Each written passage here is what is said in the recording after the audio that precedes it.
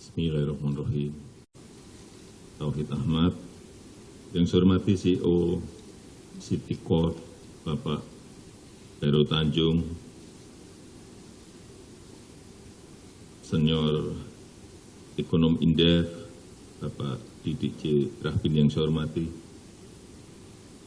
Bapak Ibu, para ekonom, para undangan yang saya hormati.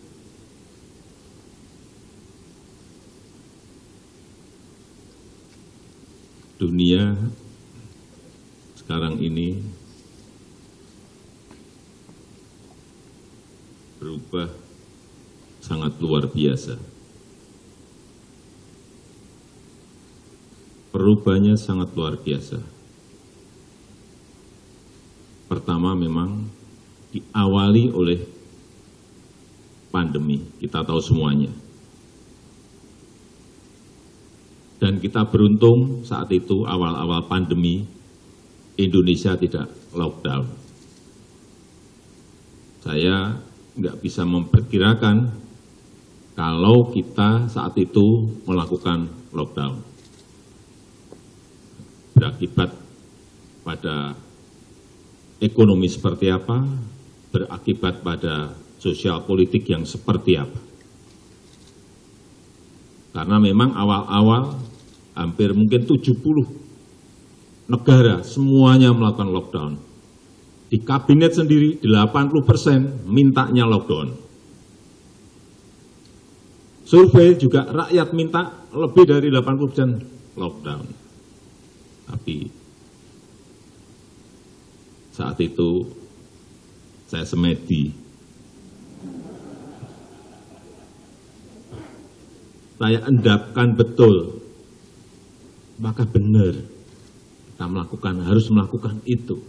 Dan jawabannya saat itu saya jawab, tidak usah lockdown.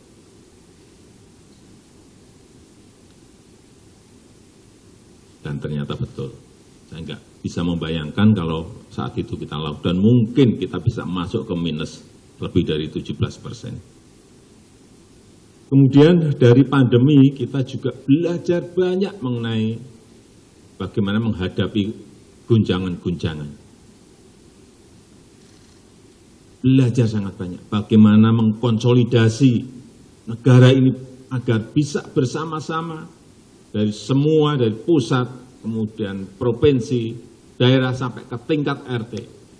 Dari yang namanya Ormas, bergabung dengan TNI, dengan Polri, masyarakat semuanya bergerak bersama-sama.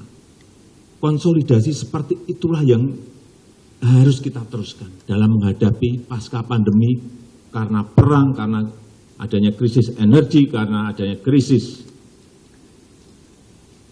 pangan, adanya krisis finansial.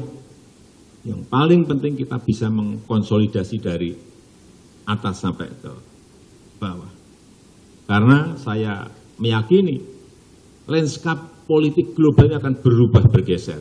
Lanskap ekonomi juga akan berubah dan bergeser. Ke arah mana? Ini yang belum ketemu. Sehingga saya juga titip kepada para ekonom, jangan menggunakan pakem-pakem yang ada. Jangan menggunakan sesuatu yang standar, karena ini keadaannya tidak normal. Sangat tidak normal.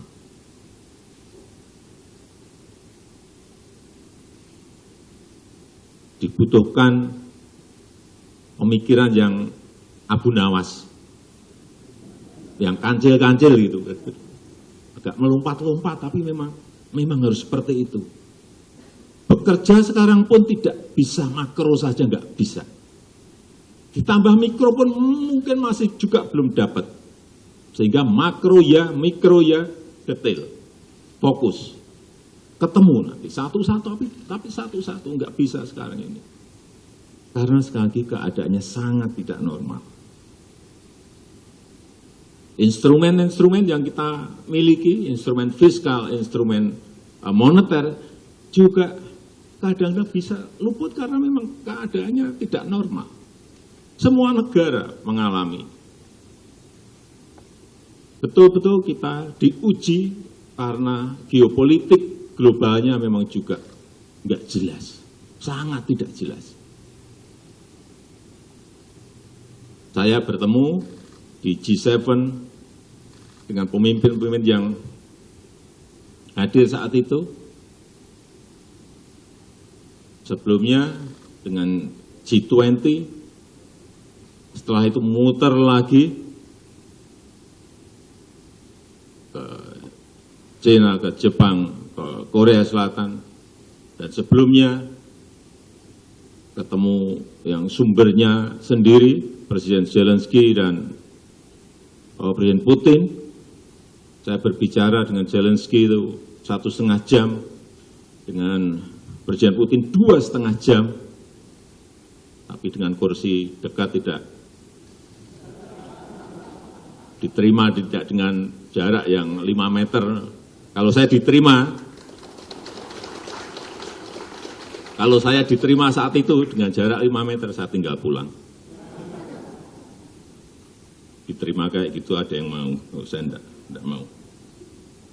Dari situlah saya menyimpulkan dari diskusi-diskusi, bicara-bicara yang terakhir ketemu dua presiden tadi, saya simpulkan bahwa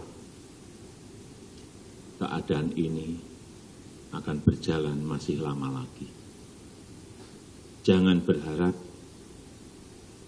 perang itu besok atau bulan depan selesai. Sangat tidak mudah. Kita mendorong agar terjadi saja dialog saja. Menyiapkan ruang dialog saja sangat-sangat sulit sekali. Sehingga saya belokkan, udahlah saya ngomong ini enggak ketemu-ketemu, udah saya ngomong masalah krisis pangan aja.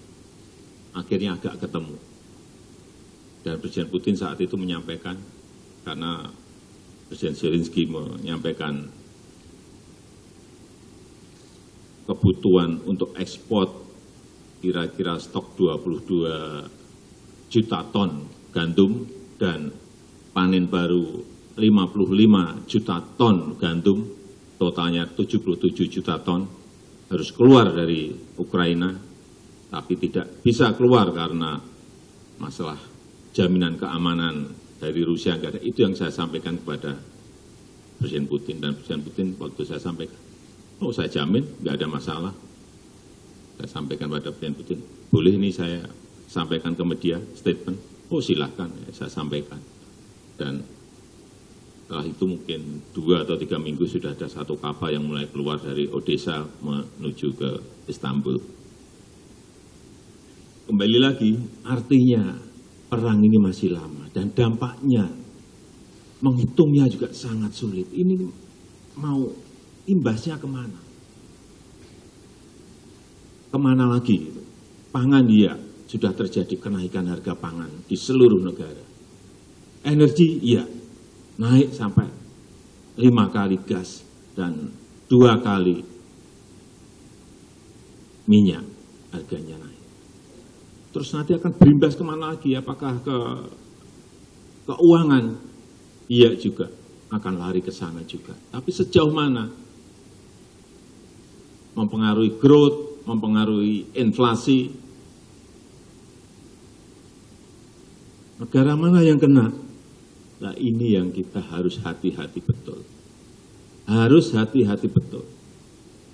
Tidak bisa lagi, sekali lagi kita berbicara hanya makronya saja. Mikronya juga. Dan lebih penting lagi, detail satu persatu harus dikupas. Oleh sebab itu, memang saya mengajak kita semuanya merubah mindset kita. Bahwa ekonomi dunia, geopolitik dunia berubah. Sudah berubah.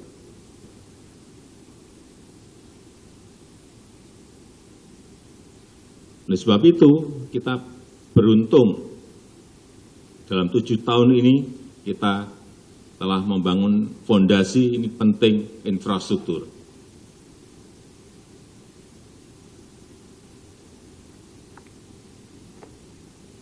Jalan tol ini telah terbangun sampai saat ini 2040 kilometer. bandara ada 16 baru, bandara pelabuhan 18 baru seaport kita. Bendungan sampai hari ini 29, tapi sampai akhir tahun nanti tambah lagi 9, berarti 38. Irigasi 1,1 juta hektar yang baru yang bisa teririgasi, sehingga kemarin kita mendapatkan dari International Rice Research Institute yang menyatakan bahwa ketahanan pangan, sistem ketahanan pangan kita baik dan swasembada beras sejak 2019.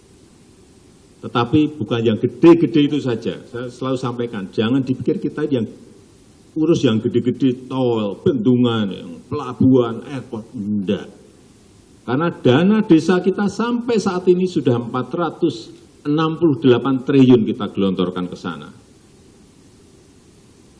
Kalau Bapak Ibu bertanya, jadi apa itu 468? Yang saya ingat, 227 kilometer jalan desa itu jadi. Panjang banget loh, 227 ribu kilometer, apa benar? Jangan salah, itu masih pendek menurut saya. Karena desa kita itu 74.800. Kalau dibagi, 227 dibagi itu, satu desanya 3 kilometer. Itu masih kurang. Masih sangat kurang satu desanya 3 kilometer. Sehingga apa? Jalan-jalan produksi di desa itu menjadi ada.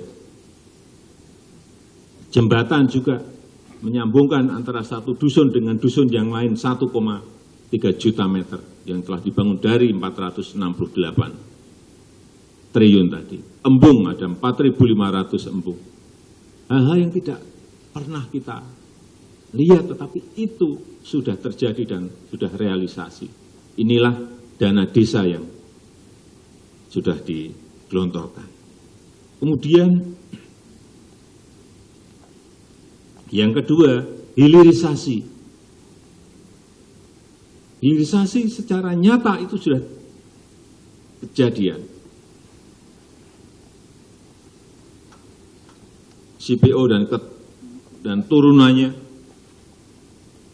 nikel dan turunannya, boksit sudah. Jadi kalau kemarin kita 4 tahun yang lalu kita stop nikel, 3 tahun yang lalu kita stop nikel, dan kita bangun industrinya di dalam negeri, yaitu kelihatan mulai tampak hasilnya. Nanti tahun ini mungkin stop timah, tahun depan stop boksit, tahun depannya lagi stop copper, tembaga. Ya karena hasilnya kelihatan. Ini sering saya ulang, contoh nikel. 7 tahun yang lalu, 6 tahun yang lalu, ekspor kita kira-kira dari nikel itu hanya 1,1 billion US dollar. 2021, 20,9 miliar US dollar. Lompatannya, nilai tambah, lompatannya 19 kali. Nah ini kalau mulai kita tarik lagi, stop tembaga, dulu sulit menyuruh Freeport buat smelter, mundur-mundur aja. Pak ini diperpanjang, nanti baru kita buat smelter. Enggak. Kamu buat smelter, kita perpanjang. Enggak bisa juga, enggak sambung-sambung. Udah kita ambil saja, kita akuisisi aja 51%. Setelah dapat 51%, mayoritas buat smelter. Baru dibikin di Gresik.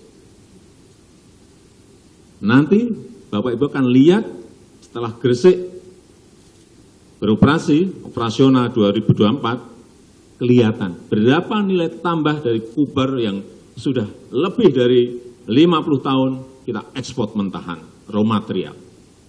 Begitu juga nanti untuk bauxite stock, kira-kira mungkin akan muncul angka-angka di atas 30 miliar US dollar.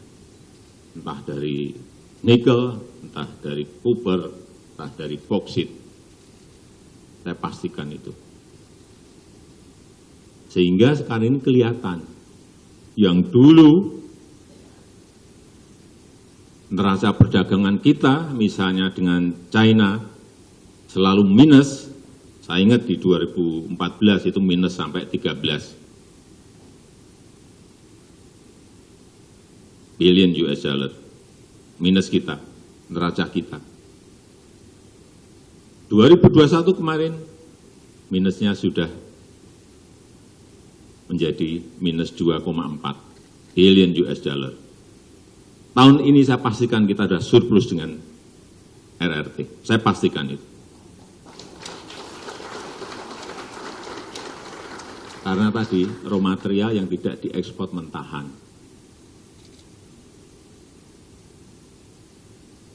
Dengan Amerika juga sama. Dulu surplus kita di 2012 3,3, sekarang 14,4 billion US dollar. Tapi ini jangan sering disampaikan. Saya kadang-kadang, tapi ini terlanjur, udah. Karena bisa nanti kita dicabut fasilitas kita, GSP kita. Sudah nggak usah didiskusikan masalah ini. Dengan India kita juga surplus 5,6 billion US dollar. Sudah 27 bulan, betul Bu Menteri ya, kita selalu neraca kita surplus terus, yang sebelumnya selalu negatif. Hal seperti ini yang sering tidak kita lihat secara detik. Ini sebabnya apa sih kita sekarang kok surplus perdagangan kita. Kemudian yang ketiga, digitalisasi. Ini penting, utamanya yang berkaitan dengan ekonomi itu UMKM. 61% UMKM kita ini berkontribusi pada PDB nasional. Sehingga dengan adanya keruwetan dunia ini, mereka harus kita dorong terus untuk bisa masuk ke ekosistem digital, bisa masuk ke e-commerce, bisa masuk ke platform digital. Dalam 3 tahun ini sudah kita dorong 19 juta bisa masuk dari 64 juta UMKM kita. Target kita nanti di 2024 30 juta harus sudah masuk ke ekosistem digital yang ada.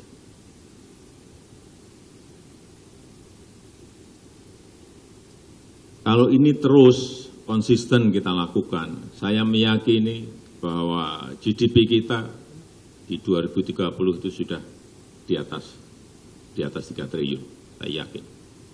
Insya Allah itu akan tembus angka 3. Dan income per kapita kita, saya juga meyakini, saya nggak tahu mungkin berbeda dengan Bu Menteri Keuangan, nggak apa-apa juga. Saya juga ngitung-ngitung sendiri, Bu Menteri ngitung-ngitung sendiri nggak apa-apa. Saya mungkin lebih dari 10 income per kapita kita.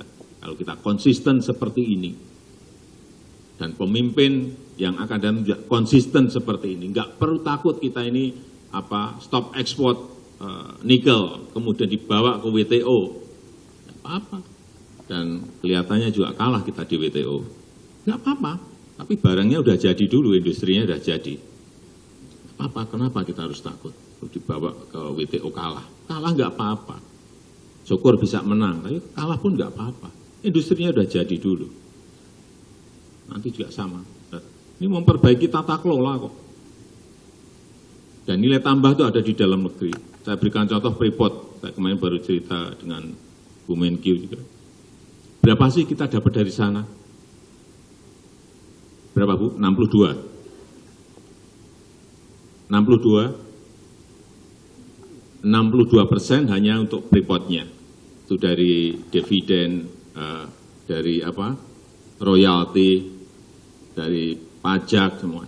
62%. Tapi kalau ditambah dengan mitra-mitranya bisa berada di angka 70%. Kita dapat dari pendapatan yang dimiliki oleh Freeport. Ya, kalau semua usaha-usaha tambang itu bisa memberikan kontribusi sebesar itu,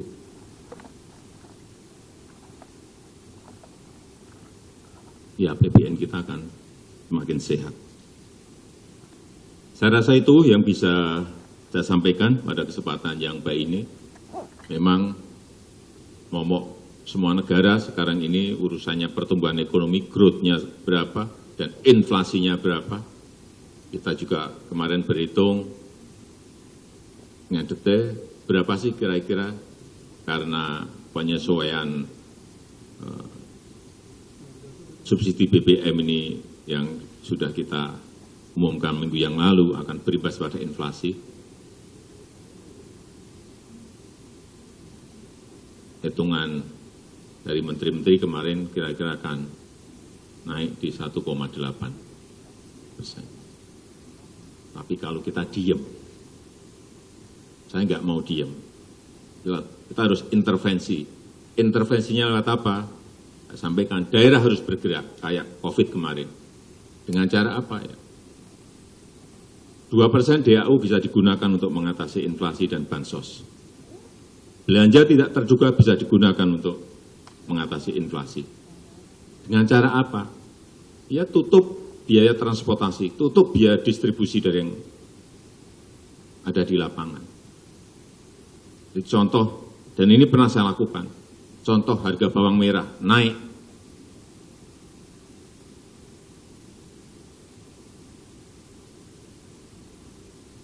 Karena ada kenaikan biaya transportasi. Ya pemerintah daerah itu nutup biaya transportasi itu. Artinya apa? Harga bawang merah di pasar itu sesuai dengan harga yang ada di petani. Karena biaya transportasi sudah ditutup oleh Pemda dan itu uang kecil.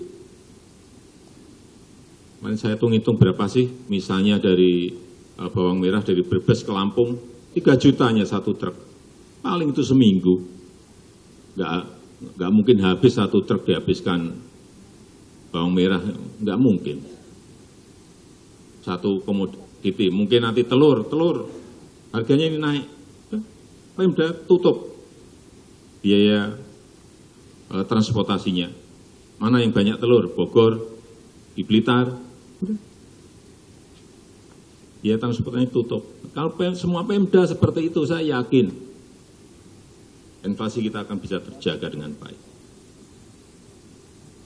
Saya rasa itu yang bisa saya sampaikan. Yang paling penting menurut saya, jaga persatuan, jaga kesatuan kita, bahu-membahu untuk negara ini. Itu aja. Terima kasih. Wassalamualaikum warahmatullahi wabarakatuh. Dan dengan mengucap Bismillahirrahmanirrahim, pagi hari ini saya buka Sarasean 100 Ekonomi Indonesia. Terima kasih.